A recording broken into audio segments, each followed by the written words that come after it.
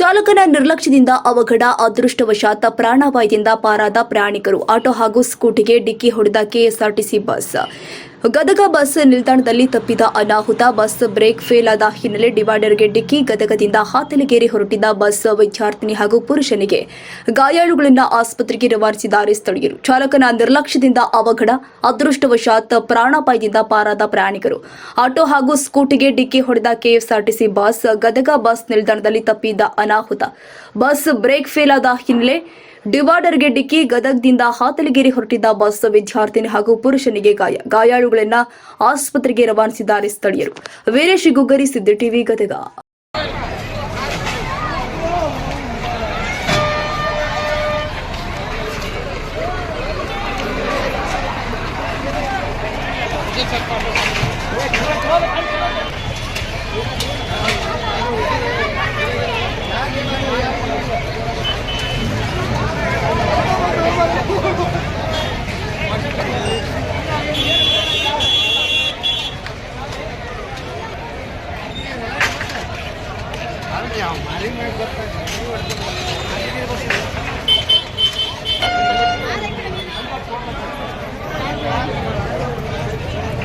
ಏನಾಗಲ್ಲ.